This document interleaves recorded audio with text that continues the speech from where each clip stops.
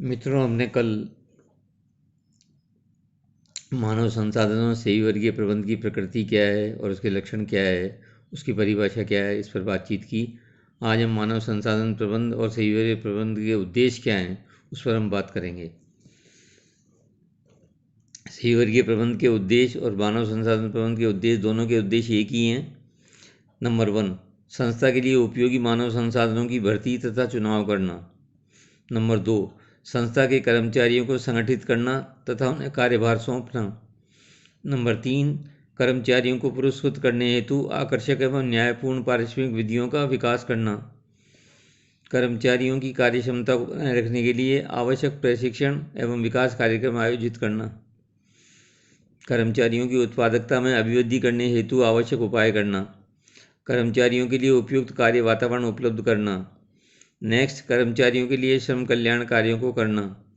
Number 8, कर्मचारियों के लिए स्वास्थ्य एवं सुरक्षा कार्यों को संचालित करना।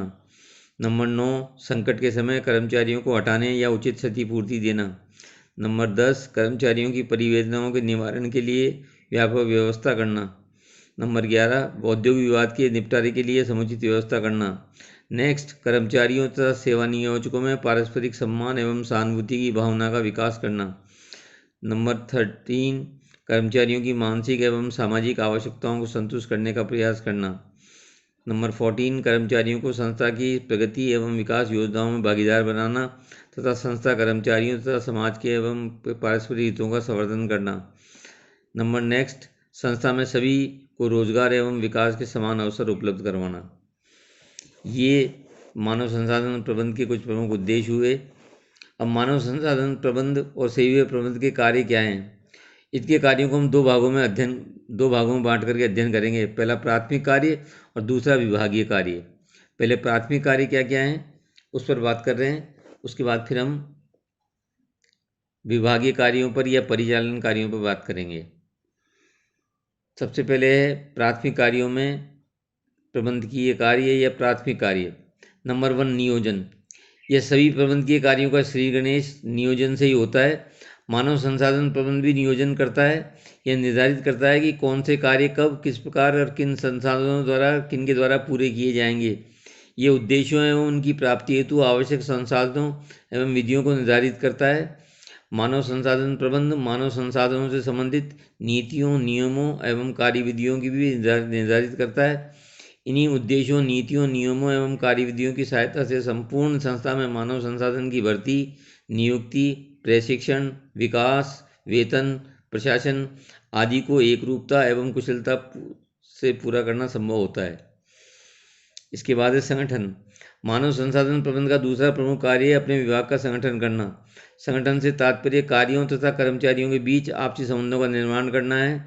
इसके फलस्वरूप संगठन के लोगों के बीच में कार्यों का बंटवारा किया जाता है तथा लोगों में आपसी संबंधों को निर्धारित किया जाता है। इसी से अधिकार एवं दायित्व निर्धारित होते हैं। इस प्रकार संगठन के द्वारा प्रबंधक कार्यों एवं अधिकारों का निर्धारण करता है तथा संस्था के लोगों के बीच अधिकारों एवं अधीनस्थों के संबंधों का निर्धारण होता है। फलतः मानव संसाधन के विभाग के सभी कार्य नियोजित रूप से संपन्न हो जाते हैं। इसके बाद है निर्देशन। निर्देशन से तात्पर्य लोगों को हाँकना नहीं है, अपितु उन्हें कार्य के लिए आवश्यक सूचना एवं मार्गदर्शन देना है तथा प्रेरित करना है तथा नेतृत्व प्रदान करना है। मानव संसाधन प्रबंध भी संस्था में प्रभावकारी संप्रेषण व्यवस्था करता है, कर्मचारियों को अभिप्रेरित करता है तथा उनका यथासमय पर्यवेक्षण एवं मार्गदर्शन करता है तथा सदैव नेतृत्व प्रदान करता है। इसके बाद है नियंत्रण। नियंत्रण वह प्रक्रिया है जिससे प्रबंधक ये ज्ञात करता है कि वास्तविक कार्य निर्धारित योजनाओं, उद्देश्यों, नीतियों, नियमों एवं क्रियाविधियों आदि के अनुसार हो रहे हैं अथवा नहीं हो रहे हैं। यदि नहीं है तो प्रबंधक उचित उपाय करके कार्यों को उन्हीं के अनुरूप करवाने का प्रयास करता है। इस हेतु प्रबंधक इस प्रक्रिया में 4 चरणों को पूरा करता है। नंबर 1, प्रमाप निर्धारित करना। नंबर 2, वास्तविक कार्य या कार्य निष्पादन के प्रमापों के संदर्भ में मूल्यांकन करना। नंबर 3, कार्यों एवं प्रमापों के बीच विचलनों के अंतर को ज्ञात करना। नंबर 4, ज्ञात हुए विचलनों, अंतरों को दूर करने हेतु आवश्यक उपाय करना। मानव संसाधन प्रबंध अपने विभाग के कार्यों का प्रमापों से तुलना कर उनका मूल्यांकन करता है तथा उनमें रह गए अंतर या विचलन को दूर करने हेतु आवश्यक कदम उठाता है। ये कुछ हुए प्रमुख कार्य या प्राथमिक कार्य या प्रबंधकीय कार्य। अब है विभागीय कार्य या परिचालन कार्य। उसमें नंबर 1 है मानव संसाधन नियोजन। मानव संसाधन नियोजन प्रबंध का एक कार्य मानव संसाधनों का नियोजन करना है।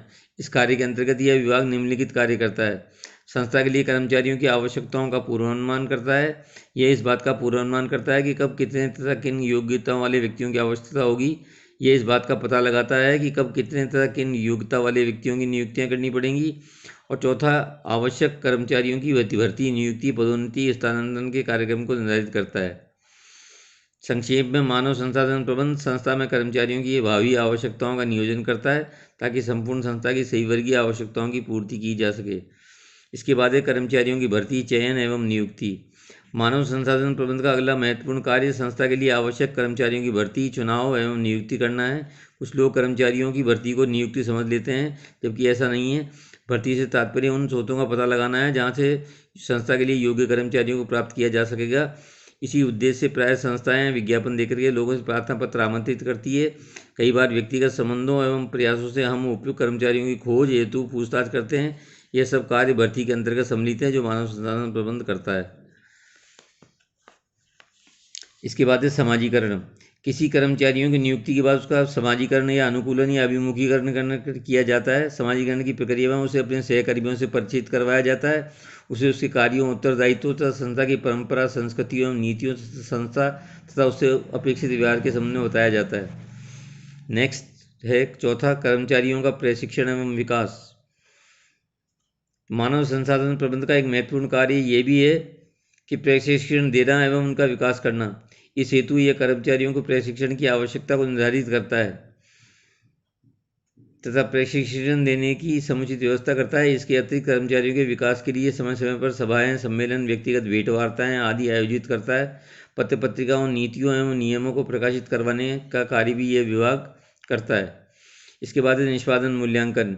मानव संसाधन प्रबंध विभाग कर्मचारियों के निष्पादन मूल्यांकन का प्रबंध करता है। इस हेतु मानव संसाधन प्रबंध विभाग प्रत्येक व्यक्ति द्वारा निष्पादित कार्यों का उस पद के निष्पादन के प्रभावों से तुलना करता है। उच्च या प्रभावित निष्पादन करने वाले कर्मचारियों को पुरस्कार स्वरूप बोनस या पदोन्नति आदि देने की व्यवस्था करता है, किंतु निष्पादन कम रहने पर कुछ उपचार करने पड़ते हैं। इन उपचारों में प्रशिक्षण देने से लेकर के पदोन्नति, स्थानांतरण, पदमुक्ति तक देने का निर्णय लिया जा सकता है।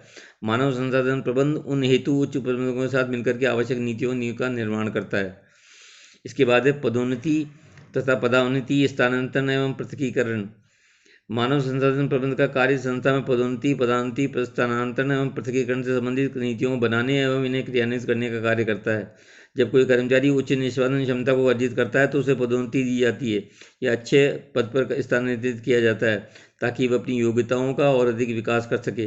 किंतु जिनकी निष्पादन क्षमता कम रहती है उन्हें पदोन्नति, डिमोशन दिया जाता है। इन्हें कम महत्वपूर्ण पद पर लगाया जाता है या स्थानांतरित कर दिया जाता है। कभी कभी ऐसे व्यक्तियों को संस्था से हटा भी दिया जाता है। मानव संसाधन प्रबंध अपने विभाग के माध्यम से इन्हें क्रियान्वित करता है। इसके अतिरिक्त इस कार्य से मानव संसाधन नियोजन पर पड़ने वाले प्रभावों से निपटने के लिए यह व्यवस्था करता है। इसके बाद है पारिश्रमिक या क्षतिपूर्ति। मानव संसाधन प्रबंध संस्था के कर्मचारियों एवं अधिकारियों के पारिश्रमिक की क्षतिपूर्ति की नीति बनाने में उचित प्रबंधकों की सहायता करता है। इस हेतु मानव संसाधन प्रबंध अपने विभाग में कार्य विश्लेषण एवं कार्य मूल्यांकन करता है। यह विभाग अन्य संस्थाओं में प्रचलित वेतन दरों का अध्ययन करता है। इसके अतिरिक्त यह विभाग वेतन दरों को प्रभावित करने वाले घटकों तथा कानूनी प्रावधानों का विश्लेषण भी करता है। मानव संसाधन प्रबंध इन सभी सूचनाओं एवं तथ्यों के आधार पर उच्च प्रबंधकों को संस्था के वेतन ढांचे के संबंध में सलाह देता है। इसके बाद है अनुरक्षण। कर्मचारियों को संस्था में निष्ठा एवं कुशलता के दीर्घकाल तक बनाए रखने हेतु मानव संसाधन प्रबंध अनेक कार्य करने होते हैं। इनमें से कुछ कार्य निम्नानुसार हैं। कर्मचारियों को स्वस्थ कार्य वातावरण एवं स्वस्थ कार्य दशाएं उपलब्ध कराना। कर्मचारियों के लिए कैंटीन, विश्राम गृह, शिशु घर, जलघर, शौचालय, मूत्रालय आदि की व्यवस्था करना। कर्मचारियों के कार्यस्थल पर यंत्रों, उपकरणों आदि की सुरक्षा से उपलब्ध कराना तथा उनका समूह बीमा करवाना। कर्मचारियों के लिए शिक्षा, मनोरंजन, खेलकूद, परिवहन, आवास, चिकित्सा आदि की व्यवस्था करना। ये सारे कार्य अनुरक्षण के अंतर्गत किए जाते हैं। इसके बाद है अनुशासन। मानव संसाधन प्रबंध संस्था में अनुशासन व्यवस्था का निर्माण करने तथा उसे बनाए रखने का कार्य भी करता है। इस हेतु यह संस्था के कर्मचारियों के लिए आचार संहिताओं का निर्माण करता है तथा उन्हें प्रभावकारी ढंग से लागू करने के लिए प्रयास करता है। अनुशासन एवं आचरण के नियमों के अनुसार कार्य करने पर कर्मचारियों को दंडित करने का कार्य भी यह विभाग करता है। यह विभाग दंड स्वरूप कभी कभी कर्मचारियों को स्थानांतरण करता है, तो कभी कभी कर्मचारी को नौकरी से निकालने या पदोन्नति करने का कार्य भी करता है। इसके बाद है श्रम संबंध या लेबर रिलेशन।